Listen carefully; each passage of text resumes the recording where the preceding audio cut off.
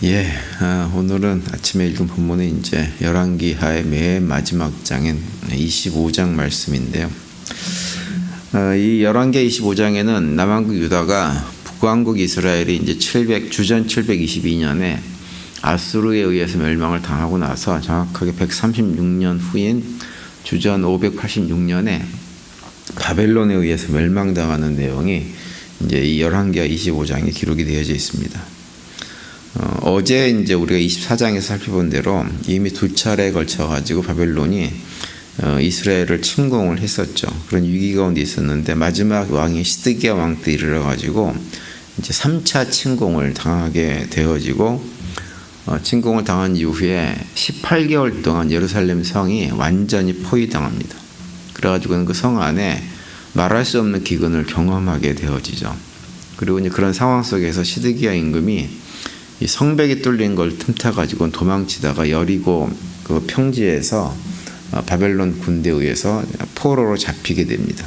그리고 이제 시드기야 임금은 두 눈이 뽑힌 채로 바벨론으로 백성들과 함께 포로로 이렇게 잡혀가게 되어지죠. 그리고 나서 예루살렘은 오늘 우리가 읽은 본문 그대로 철저하게 약탈을 당하는 그런 것을 경험하게 되어집니다. 바벨론이 1차, 2차 침공할 때에는 그 금과 은과 같은 기구들을 많이 가져갔어요. 약탈을 했는데 이번에는 이제 남은 게 없으니까 노수로 만든 모든, 심지어는 기둥에 덮여 있는 것까지 다 긁어가지고 다 완전히 긁어서 가져가 버리는 그 약탈을 당하는 일이 벌어집니다. 특별히 오늘 본문에 이제 13절과 14절에서 그 내용을 자세히 이렇게 묘사를 하고 있는데요. 이제 이것을 통해 가지고 성전까지도 완전히 폐허로 변해버리는 그런 결과를 가져왔고 남왕국 유다는 완전히 멸망을 당하게 되는 그런 일이 이제 벌어지죠. 이제 유다가 이렇게 멸망당하는 역사를 이렇게 보면서 우리가 두 가지 질문을 할 수 있는데요. 한 가지는 어떤 거냐면 유다의 그런 패배 그리고 포로로 끌려가고 그렇게 참혹한 일을 경험하게 된 원인이 무엇이냐라고 하는 거예요.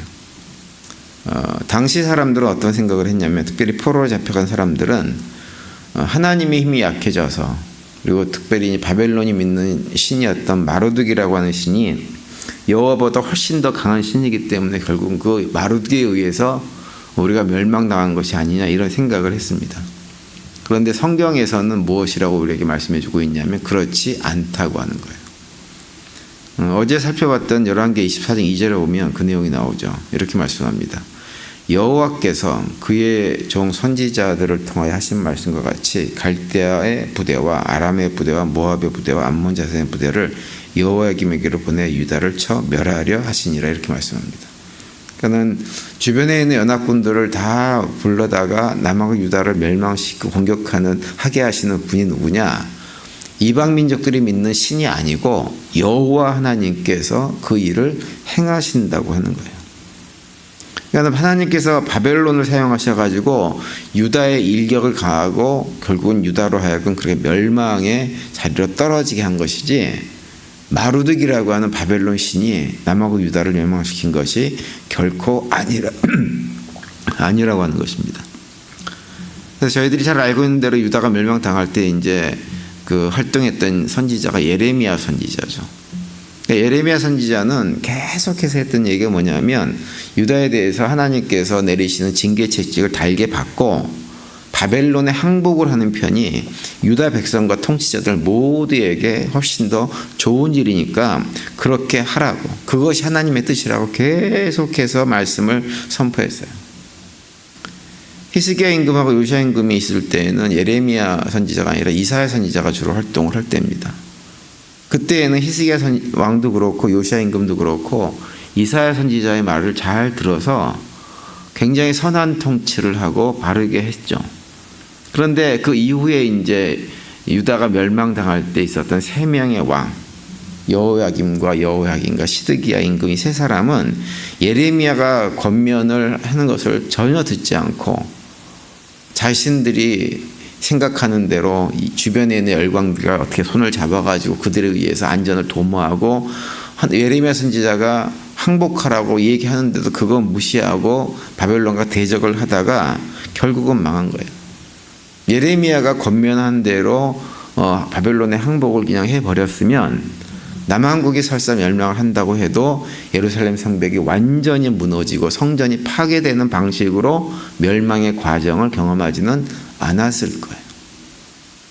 그런데 그 세 왕들은 예레미야의 말은 듣지 않고 당시 활동하던 거짓 선지자들의 말을 들었습니다.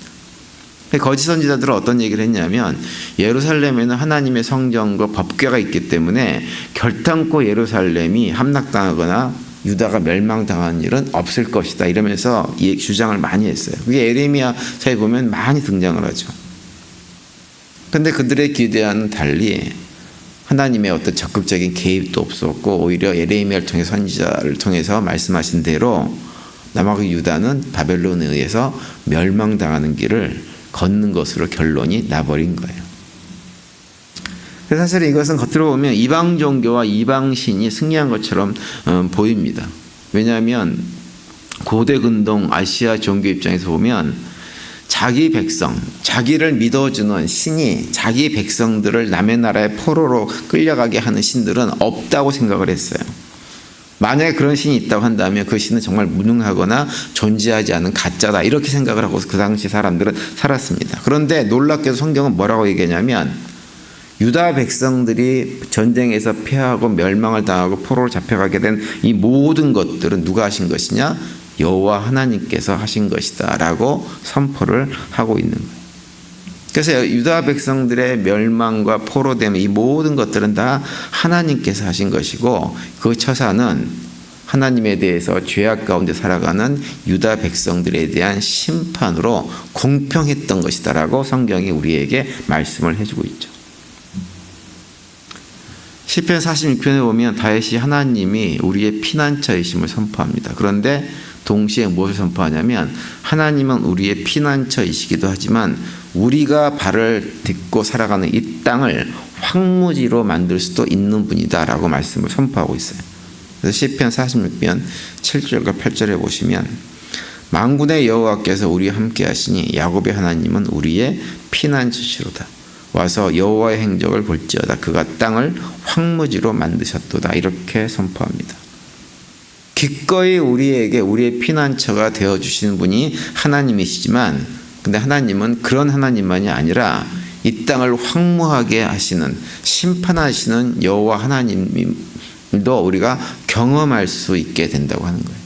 그것이 무엇을 통해서 경험되어지느냐? 남하고 유다의 멸망을 통해서 분명하게 경험되어지는 거죠. 그래서 결국은 다윗과 솔로몬이라고 하는 시리아와 팔레스타인 전체 지역의 최강자로 출발했던 솔로몬의 왕국, 다윗의 왕국은 결국은 어떻게 되느냐? 완전히 황무한 땅으로 전락해버리고 그 땅에 있었던 유다 백성들은 다 포로로 끌려가고 하는 이런 것으로 결국은 모든 운명이 결정지어져 버리는 것입니다. 그런데 그 모든 것을 누가 하셨느냐? 바벨론 신인 마르둑이 아니라 여호와 하나님께서 행하셨다고 하는 것이 성경의 선포입니다. 그러면서 이제 이런 유다의 멸망을 보면서 우리가 두 번째 해야 되는 질문은 뭐냐면 그렇다고 한다면 남하고 유다에 더 이상 아무런 희망은 없는가라고 하는 거예요. 남하고 유다의 멸망은 그 멸망당한 것으로 끝나는 것인가? 하나님은 남하고 유다를 이렇게 버리시는 것으로 그들이 죄악 가운데 살았다고 하는 이유 때문에 그들을 완전히 버리시는 것으로 끝내는가라고 하는 질문을 해야 되는데 성경은 뭐라고 얘기하냐면 그렇지 않다라고 하는 거예요. 그래서 오늘 우리가 읽은 열왕기 25장을 쭉 읽어보면 거기에 대해서 질문에 대한 답을 해주는데 맨 마지막 부분이 27절부터 30절까지 보면 앞뒤와 관계없이 갑자기 뜬금없는 얘기 하나가 톡 튀어나오는데 그것이 뭐냐 하면 회복의 이야기입니다. 회복의 이야기. 그걸로 마치는 거예요. 그래서 27절에 보시면 이렇게 되어 있죠. 유다 왕 여호야긴이 사로잡혀간 지 37년 곧 바벨론 왕 에월므로닥이 즉위한 원년 12월 그달 27일에 유다 왕 여호야긴을 옥에서 내놓아 그 머리를 들게 하고 이렇게 말씀을 하세요. 요시야 임금의 손자인 여호야긴이 바벨론으로 잡혀간 이후에 37년간 옥살이를 하다가 바벨론 왕이 어떤 왕이 새롭게 즉위를 하고 났을 때 바로 그가 석방이 됐다고 하는 거예요. 그리고 28절과 29, 30절을 보면 단순하게 석방된 것으로 끝나는 것이 아니라 바벨론에서 아주 귀한 귀인 대접을 받으면서 평생 왕궁에서 보냈다, 이렇게 언급을 합니다. 그래서 열왕기서를 보면 우리에게 핵심적으로 전해주는 메시지는 뭐냐 하면, 하나님은 죄악 가운데 살아가는 자기 백성들에 대해서 자기 백성들이라고 해도 반드시 징계 책직을 드시는 분이시지만, 그렇다고 해서 또 그들을 완전히 버리시는 분이 아니라 그들에게 은혜를 베푸시기 원하시는 분이 우리 하나님이다라고 하는 것을 열왕기서를 통해서 우리에게 보여줍니다. 그래서 하나님은 자기 백성들이 잘못된 길을 가면 자기 백성이기 때문에 혹독하게 징계의 책직을 사용하시는 분이에요. 그래서 그들을 어떻게 해서든지 돌아오게 하려고 하시는 분이세요. 그런데 그 징계는 징계로만 끝나는 것이 아니라 반드시 회복으로 끝이 난다고 하는 거죠. 그래서 이 땅에 사는 하나님 백성들이 아무리 큰 죄를 짓고 그 죄로 말미암아 인생이 망가지고 황무지처럼 되어졌다고 해도 결코 하나님 백성들은 이 땅에서의 삶을 포기할 수 없다고 하는 거예요. 왜? 그런 우리들을 여전히 구원하시고 도와주시기 원하시고 좌절과 절망의 자리에서 이렇게 세우시는 분이 누구냐? 우리의 아버지 하나님이시기 때문에 그렇다고 합니다. 그분이 우리와 함께하기 때문에 그렇다고 하는 거예요. 열왕기서는 모든 내용이 참 안타깝고 슬프고 그들의 죄악성을 보면서 화가 나기도 하는 그런 책이지만, 그래서 하나님께서 분노의 심판을 하시는 그런 책이지만, 그것이 끝이 아니라 하나님은 그럼에도 불구하고 자기 백성을 끝끝내 구원해 내시는 분이다라고 우리에게 말씀을 해주고 있어요. 열왕기서와 비슷한 얘기를 예수님께서 우리에게 해주신 적이 있습니다. 그것은 무엇이냐? 바로 탕자의 비유예요. 우리가 잘 아는 대로 아버지에게 유산을 미리 받아가지고 그 재산을 다 가지고 먼 타국에 가서 그걸 모두 다 탕진해버린 아들이죠. 그런데 그런 아들을 어떻게 해요? 아버지가 멀리 동구밖까지 나와가지고 그 아들이 돌아오기만을 학수고대하시는 분이 누구냐면 그 아버지인데, 그 아버지가 누구예요? 우리 하나님 아버지라고 하는 거예요. 그래서 설령 우리가 멀리 타국에 가서 아버지를 떠나서 내 마음대로 하고 살다가 망하는 경험을 한다고 하더라도 그 순간에 우리가 결코 잊지 말아야 될 것은 무엇이냐? 우리를 여전히 사랑하셔서 우리가 회복되기를 원하셔서 언제라도 우리를 품에 안아주시고 다시 회복시켜주시는 그 아버지 하나님을 기억하고 그 아버지 하나님께 돌아가는 것, 그것이 우리가 반드시 해야 될 일이고, 열왕기서는 우리에게 그 얘기를 해주는 책입니다. 오늘날에도 우리에게 동일한 메시지를 우리에게 주고 있는 거예요. 자, 우리는 제가 늘 말씀드리지만 타락한 본성에 이끌려가지고 어쩔 수 없는 삶을, 참 보기 흉한 삶을 살아가는 것이 우리들입니다. 너나 할 거 없이 뭐 잘하는 것도 있지만 잘하는 것 못지않게 여러 가지 문제들이 우리에게 있어요.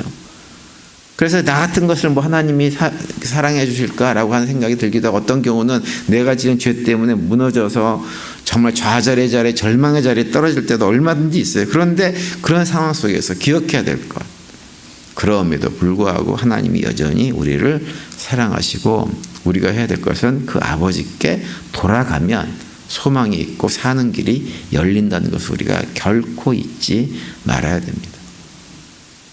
따라서 오늘 하루도 설사 우리가 뭘 잘못해서 힘겨운 상황에 빠졌다고 하더라도 그런 우리들을 너무 안타깝게 바라보시는 그 하나님, 우리를 향한 하나님의 그 사랑을 늘 기억하시면서 살아가는 하루가 될 수 있게 되기를 간절히 바랍니다. 그래서 그런 소망 가운데 성령 하나님의 도우심으로 믿음으로 승리하시고 하나님께 주신 평강을 누리며 살아가는 복된 하루가 되시기를 간절히 축원을 드립니다.